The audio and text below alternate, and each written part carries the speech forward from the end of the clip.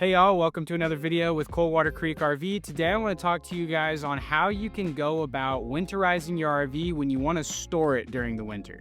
Now this is going to be much different than the procedures that you would take for living in your RV throughout the winter. So make sure you check out our video for preventing damages on your RV when living in it throughout the winter. First thing you're going to need is 1 to 2 gallons of RV antifreeze. So this is going to be different than other types of antifreeze. Make sure that it is for RVs. Next, you're going to need a socket that fits your water heater drain, channel locks or vice grips or some sort of tool like that. And finally, a funnel, preferably a pretty heavy duty one like this one we have here. So every RV has drain lines and they're typically in different spots. For us, there was 2 of them in the back of the RV underneath. So step 1 is going to be to open those up to drain your water lines. Now there's also another line with a valve towards the front of the RV, at least in our case. Yours might be in a different position. And that's going to be the drain for your freshwater tank. So you're going to want to undo that one and let that drain out as well. And you're also going to want to open all your faucets. Now you want to drain your hot water heater. So for us, on the right side of the RV, there's a little paneling. You take that off and you're going to be looking for the anoid rod plug. This is an example of what that looks like. You'll go ahead and you'll take your socket wrench and you will undo this. Now be careful, this one will squirt out a little bit on you, so just kind of step back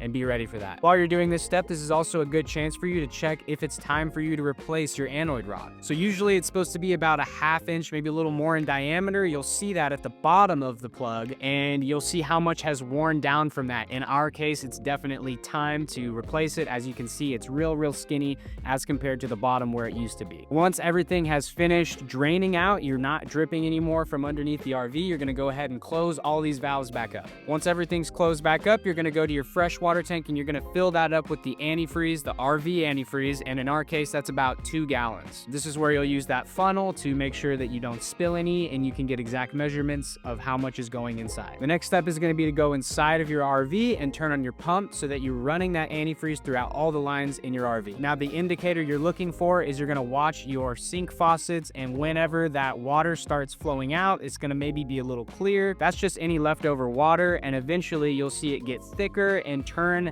that pink color that the antifreeze is, and that means that antifreeze is fully gone through the entire system. At that point, you can turn off the pump and close your faucets. We do also recommend that you put about a 1/2 gallon more into your toilet so you can fill up the rest in your black water tank. And then you also want to make sure you flush that toilet. And that's all the steps that you want to take when you're winterizing your RV for storage. We do have a couple other tips for you as well though. If you have a satellite dish connected to your RV perhaps, make sure that you call your provider and have them shut off your satellite dish, because you will continue to pay for that throughout the winter and you don't want to be paying bills that you're not using. And also make sure you shut off your battery. Ours is going to be over here towards the front, just a little switch. Now y'all, that's all we have for this. That's how you winterize your RV for storage. If you have any more questions, please check out our website at coldwatercreekrvpark.com, or you can definitely give us a call at 830-693-5443.